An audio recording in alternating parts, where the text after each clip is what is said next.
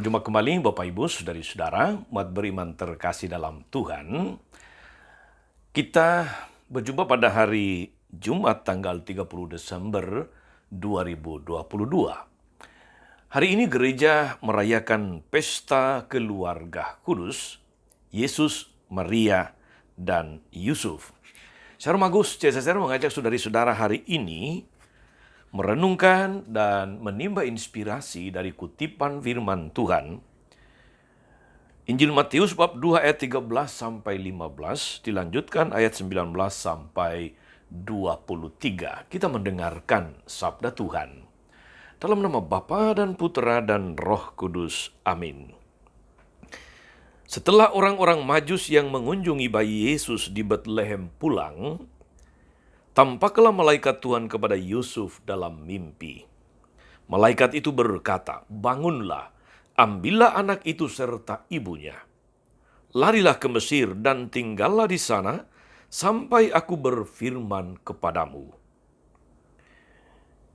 Karena Herodes akan mencari anak itu untuk membunuh dia. Yusuf pun bangun, diambilnya anak itu serta ibunya malam itu juga. Lalu menyingkir ke Mesir dan tinggal di sana sampai Herodes mati. Hal itu terjadi supaya digenapilah yang difirmankan Tuhan melalui nabi. "Dari Mesir kupanggil anakku." Setelah Herodes mati, tampaklah malaikat Tuhan kepada Yusuf di Mesir dalam mimpi. Kata malaikat itu, "Bangunlah, ambillah anak itu serta ibunya dan berangkatlah ke tanah Israel, karena mereka yang hendak membunuh anak itu sudah mati." Lalu Yusuf pun bangun, diambilnya anak itu serta ibunya dan pergi ke tanah Israel. Tapi setelah mendengar bahwa Arkelaus menjadi raja di Yudea menggantikan Herodes ayahnya, Yusuf takut ke sana.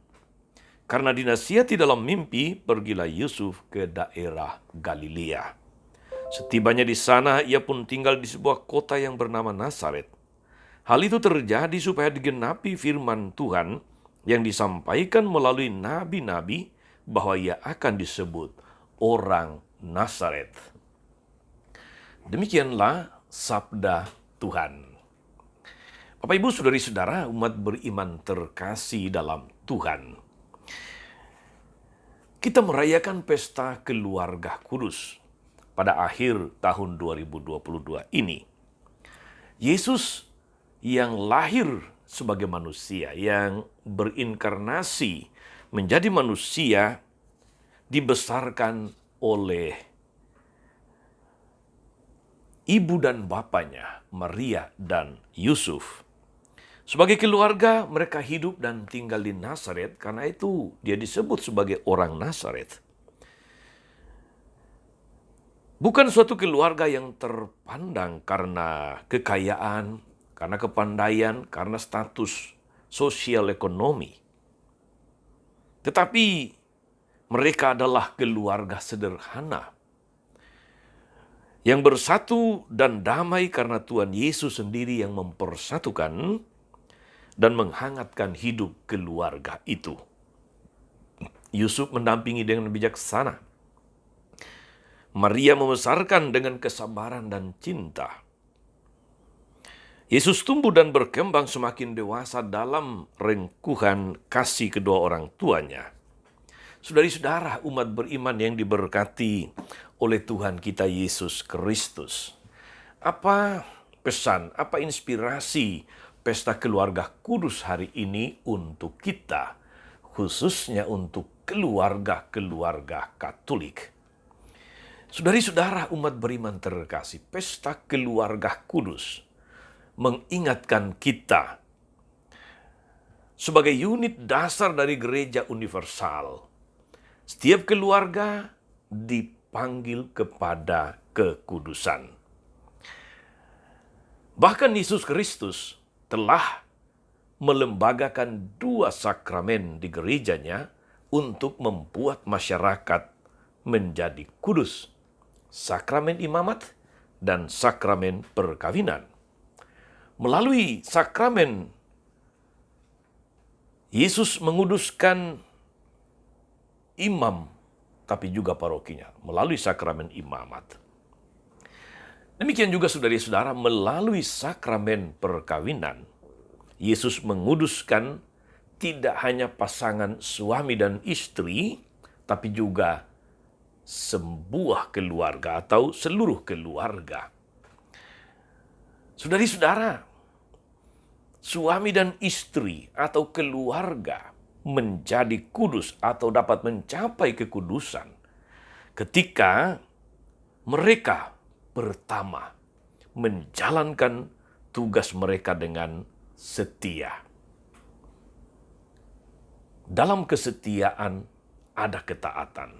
Keluarga Yusuf dan Maria sungguh menampilkan keluarga yang setia dan taat kepada Allah.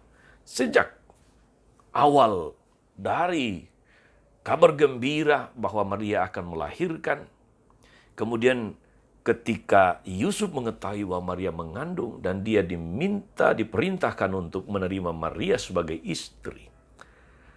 Demikian juga ketika Yesus lahir dan akan dibunuh oleh Herodes, Maria dan Yusuf taat. Mereka melarikan Yesus ke Mesir sebagaimana kita dengar dalam kutipan Injil hari ini. Mereka sungguh menjalankan tugas mereka dengan setia dan ketaatan penuh kepada Tuhan. Keluarga dapat mencapai kekudusan manakala menjalankan tugas-tugas dalam keluarga dengan setia dan taat kepada Tuhan. Yang kedua, saudari-saudara, keluarga, suami dan istri bisa mencapai kekudusan ketika mereka sungguh percaya akan penyelenggaraan Tuhan dan kemudian menghadirkan suasana Kristiani dalam keluarga melalui doa-doa pribadi, melalui doa bersama, melalui membaca kitab suci dan tentu saja berpartisipasi aktif di dalam misah kudus. Yang ketiga, keluarga atau suami istri dapat mencapai kekudusan ketika Yesus hadir di dalamnya. Yesus hadir dalam keluarga. Yesus benar-benar hadir dalam keluarga ketika semua anggota hidup dalam kasih dan pengorbanan. Sebagaimana Yesus mengasihi, mengampuni, dan berkorban untuk kita. Ini terjadi saudara-saudari ketika ada saling pengertian satu sama lain. Ketika ada saling mendukung, saling menghormati. Ketika ada saling memaafkan dan mengampuni. Di situ keluarga dapat mencapai kekudusan ketika mereka sungguh menyadari Yesus yang menjadi pusat hidup keluarga. Kita ingat saudari-saudara, keluarga kudus menjadi kudus bukan hanya karena mereka sungguh setia dan taat pada kehendak Tuhan melaksanakan perintahnya, tapi ada Yesus di dalam keluarga. Dia menjadi pusat keluarga. Maka saudari-saudara, umat beriman terkasih, kita bisa menimba inspirasi dari perayaan pesta keluarga kudus ini untuk melihat keluarga kita masing-masing seperti apa. Harus menjadi keluarga yang saling mengasihi, saling setia, tapi juga saling mengampuni.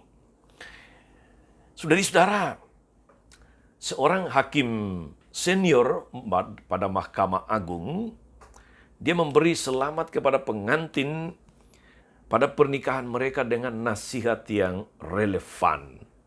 Dia katakan begini kepada pengantin.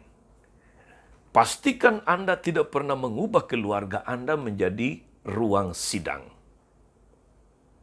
Saya ulangi saudari-saudara. Dia katakan, pastikan Anda tidak mengubah keluarga Anda menjadi ruang sidang. Tapi jadikanlah sebagai ruang pengakuan dosa, di mana ada saling mengaku salah dan ada saling mengampuni.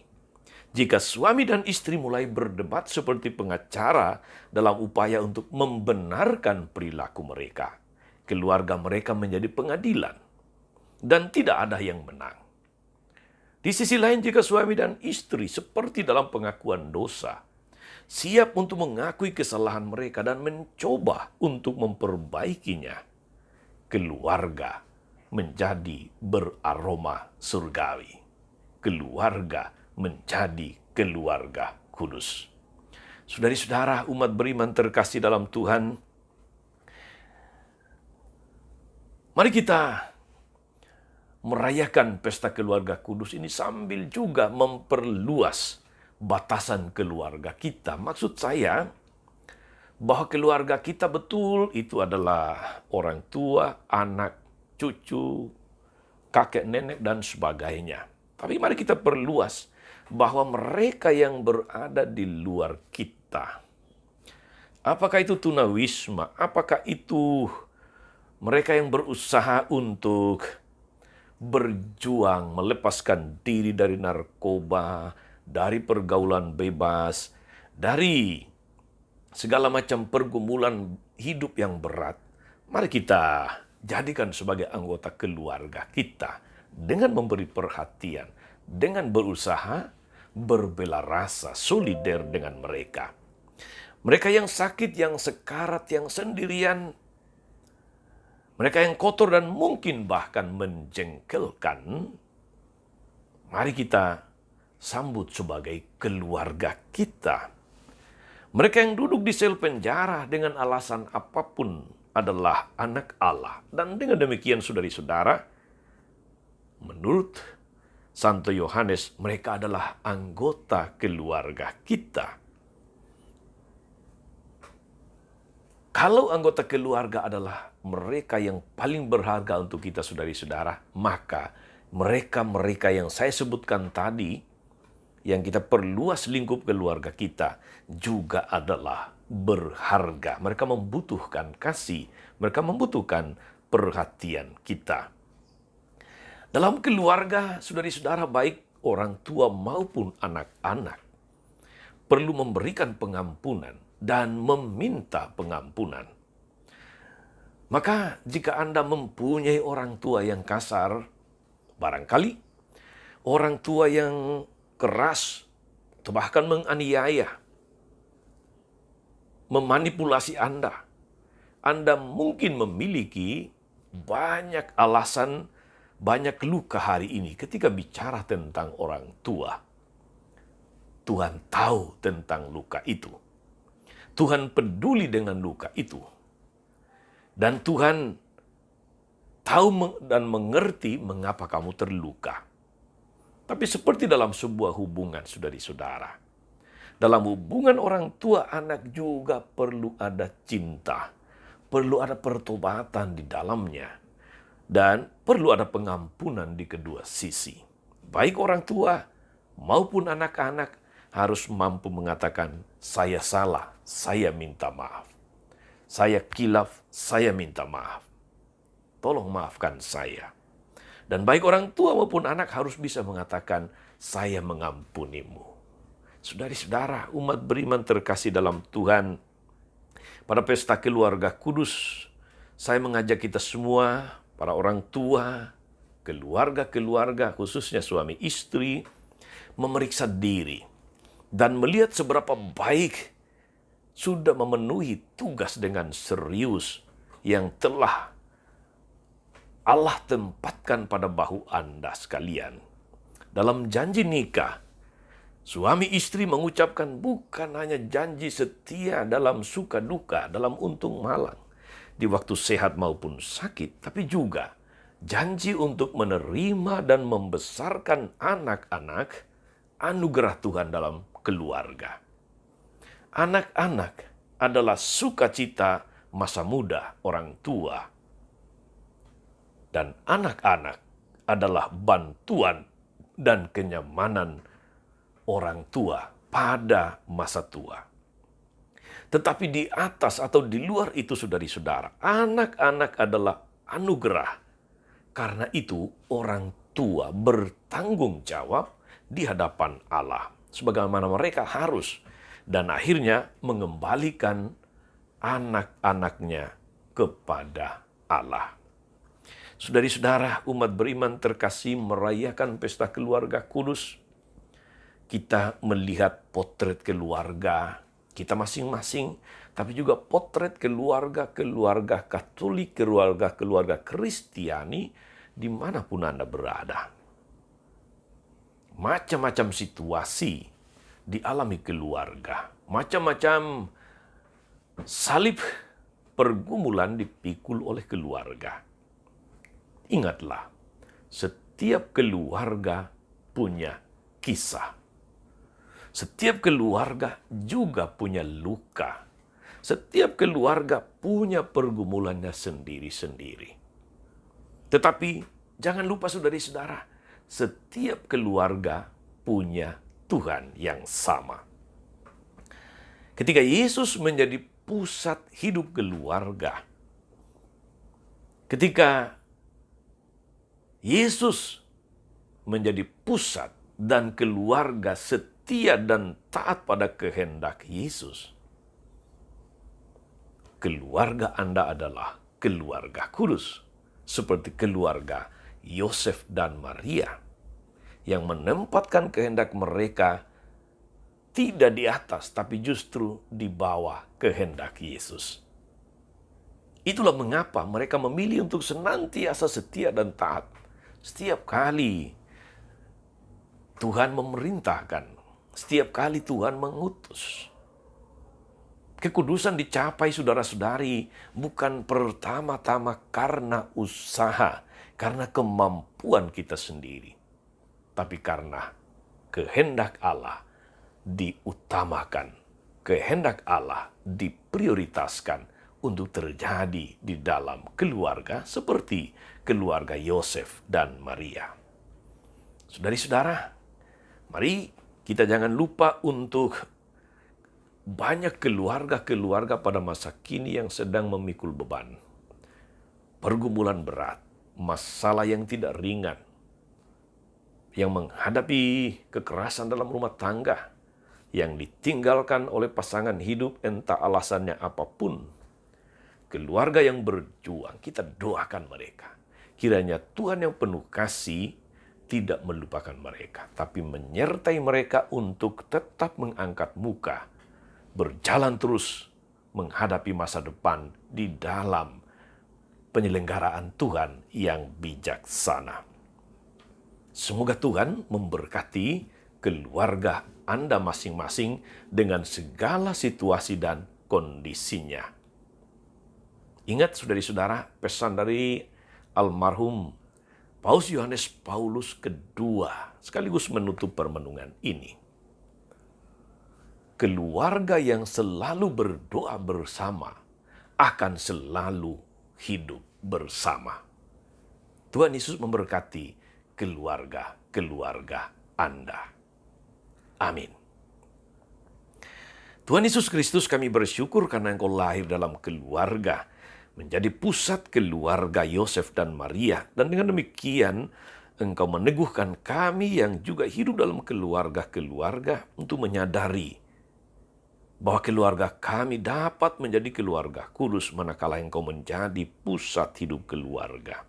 Keluarga-keluarga kami dapat menjadi kudus ketika kami meletakkan kehendak kami sendiri di bawah kehendak-Mu.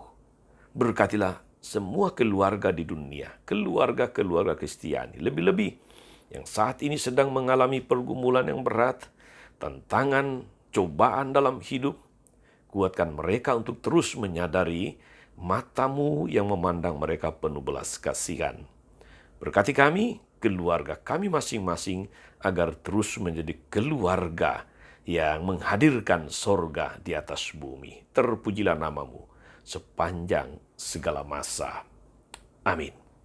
Saudari-saudara sekalian, berkat Allah turun atas saudari-saudara. Atas mereka yang kita doakan atau kita janjikan doa mereka yang sakit dan menderita.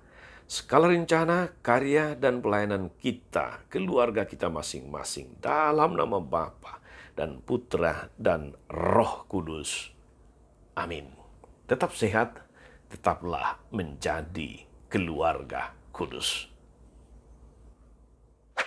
Jangan lupa like, subscribe, nyalakan lonceng notifikasinya. Salam 52, Tuhan memberkati.